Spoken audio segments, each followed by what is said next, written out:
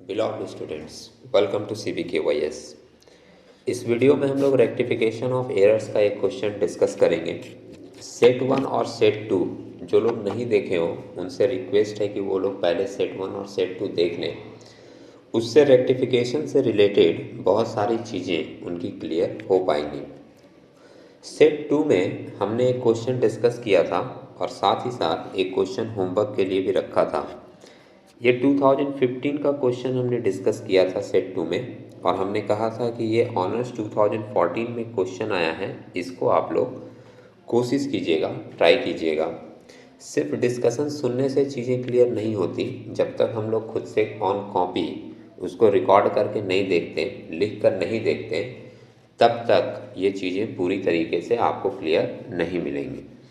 तो जब भी छोटा थोड़ा बहुत कोई भी डिस्कशन के लिए कहा जाए, अगर आप इंटरेस्टेड हैं तो आप इसको ऑन कॉपी रिकॉर्ड करके देखें। उम्मीद है आपको ज़्यादा बेहतर समझ में आएगी।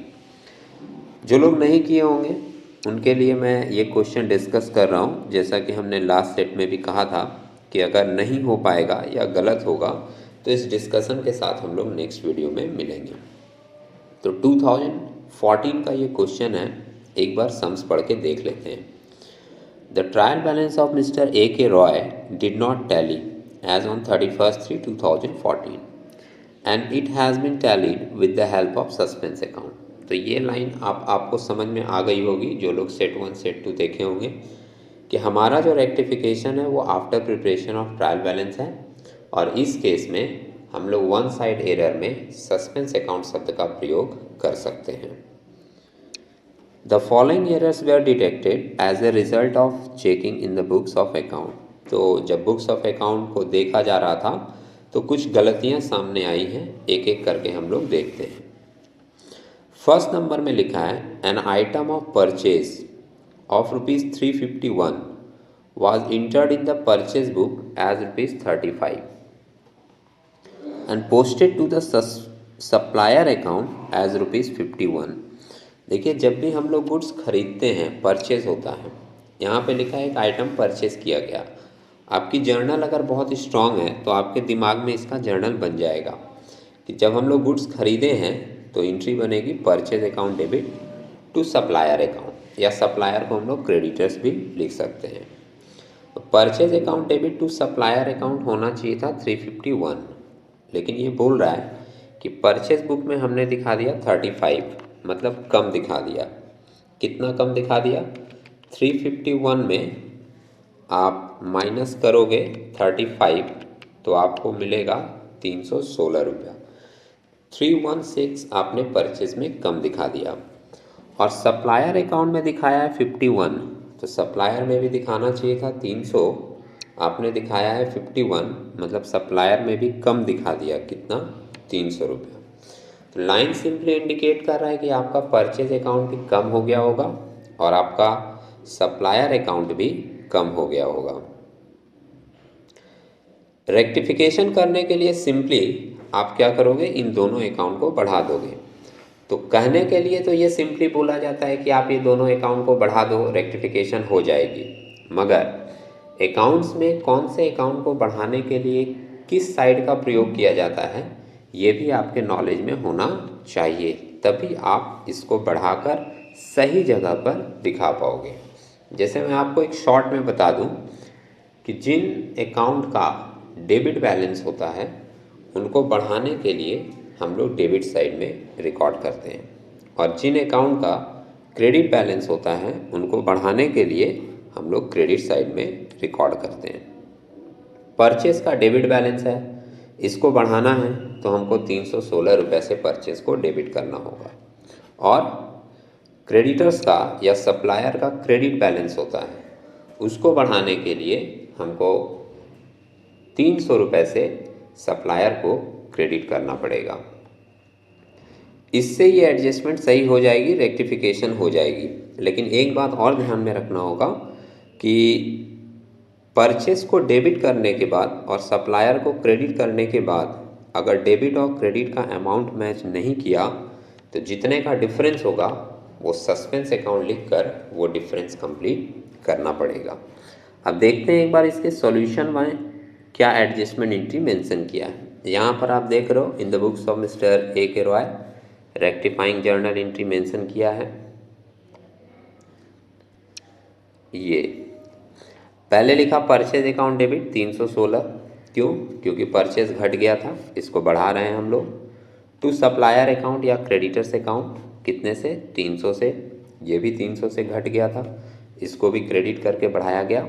और क्रेडिट साइड में 16 रुपया कम पड़ गया था, इसलिए लिखा है टू सस्पेंस अकाउंट, 16 रुपया देकर जर्नल को कंप्लीट किया गया। ठीक है, तो ये लाइन आप लोग लिख के रख लीजिएगा कि जिसका डेबिट बैलेंस होता है उसको बढ़ाने के लिए हम लोग डेबिट का ही प्रयोग करते हैं, और जिन अकाउंट का क्रेडिट बैलेंस होता है उसको बढ़ाने के लिए हम लोग क्रेडिट का प्रयोग करते हैं, और घटाने के लिए वाइस वर्सा होगा, उल्टा करेंगे। ये चीज़ आप समझ सकते हो। और अगर मान लीजिए किसी के मन में ये क्वेश्चन आए कि हम कैसे समझेंगे कि ये अकाउंट को डेबिट बैलेंस में लिखना होता है या किसी अकाउंट को क्रेडिट बैलेंस में लिखना होता है, तो इसके लिए आपको ट्रायल बैलेंस बहुत अच्छे से पढ़ना पड़ेगा। ट्रायल बैलेंस वाले चैप्टर में ही ये बताया जाता है कि कौन कौन से अकाउंट का डेबिट बैलेंस होता है और कौन कौन से अकाउंट का क्रेडिट बैलेंस होता है। देखते हैं हम लोग सेकंड वाला एंट्री क्या मेंशन किया है।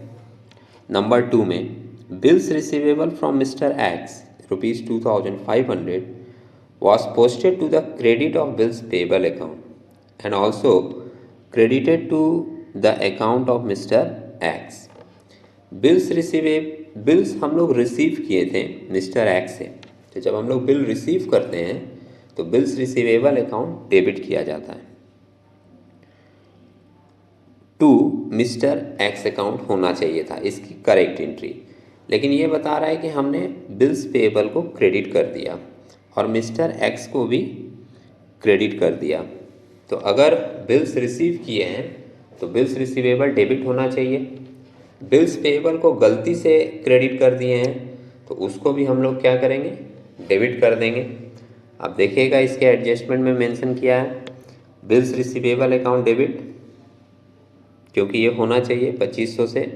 बिल्स पेएबल को गलती से क्रेडिट कर दिया था तो उसको कैंसिल कर रहा है डेबिट करके। बिल्स पेएबल अकाउंट भी डेबिट हो गया 2500 से, और क्रेडिट का जगह खाली था तो वहाँ पे लिख दिया टू सस्पेंस अकाउंट 5000 करके एंट्री कंप्लीट की गई है।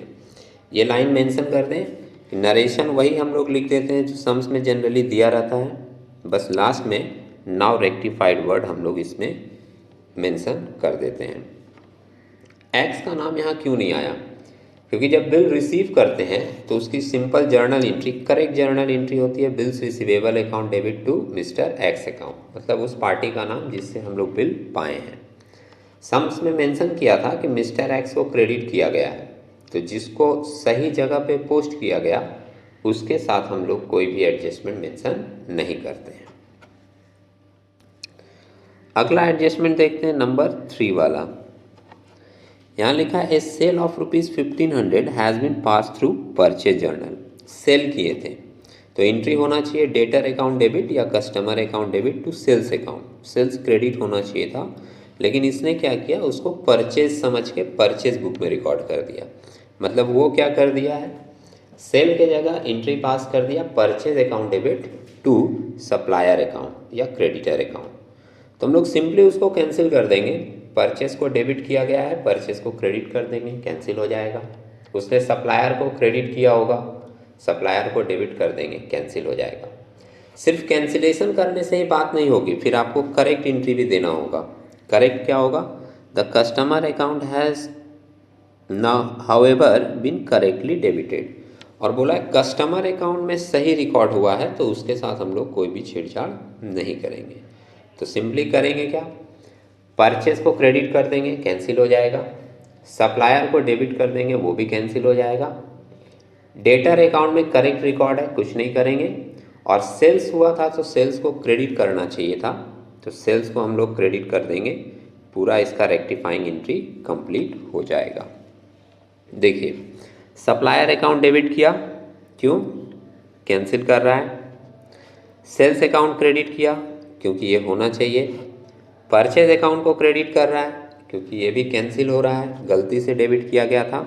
और इस पूरे एंट्री को पोस्ट करने के बाद डेबिट साइड में 1500 रुपया कम पड़ रहा था, इसलिए सस्पेंस अकाउंट को भी डेबिट करके एंट्री को कंप्लीट किया गया है। तो पूरी कंप्लीट एंट्री क्या बनी? Supplier account debit, suspense account debit. ये एंट्री कंप्लीट करने के लिए किया गया है to sales account to purchase account. और लास्ट एक एडजस्टमेंट है, लास्ट एडजस्टमेंट एंट्री मेंशन किया है, discount amounting to ₹300 receive from a supplier has been entered in his account but not posted to discount account. तो discount हम लोग जब receive करते हैं एक सप्लायर से, डिस्काउंट रिसीव किए हैं तो ये हमारा इनकम है, ये क्रेडिट होना चाहिए। जब डिस्काउंट अकाउंट में रिकॉर्ड नहीं किया तो सिंपली आप उसको क्या करोगे, डिस्काउंट रिसीव को क्रेडिट कर दोगे, आपका रिकॉर्ड हो जाएगा। और देखिएगा यहाँ पर मेंशन भी किया, suspense account debit to discount received account 300 रुपया। डिस्काउंट रिसीव हमारा इनकम है, क्रेडिट होना चाहिए, तो क्रेडिट साइड में रिकॉर्ड कर देंगे। एंट्री को कंप्लीट करने के लिए सस्पेंस अकाउंट को डेबिट किया गया, और सप्लायर में इसलिए रिकॉर्ड नहीं किया क्योंकि सप्लायर में कोई गलती नहीं हुई थी, वहाँ पर पोस्टिंग सही तरीके से किया गया था। नरेशन मेंशन कर दीजिएगा जो सम्स में लिखा है, being the discount receive from a supplier although corrected entered in his personal account, मतलब सप्लायर में सही रिकॉर्ड हुआ है but not posted to discount account, discount में पोस्ट नहीं हुआ था, वो हमने कर दिया, नाउ रेक्टिफाइड। तो उम्मीद है आप लोगों को ये सारी एडजस्टमेंट समझ में आई होगी। हम लोग नेक्स्ट सेट में एक नए क्वेश्चन के साथ मिलेंगे, तब तक के लिए टेक केयर।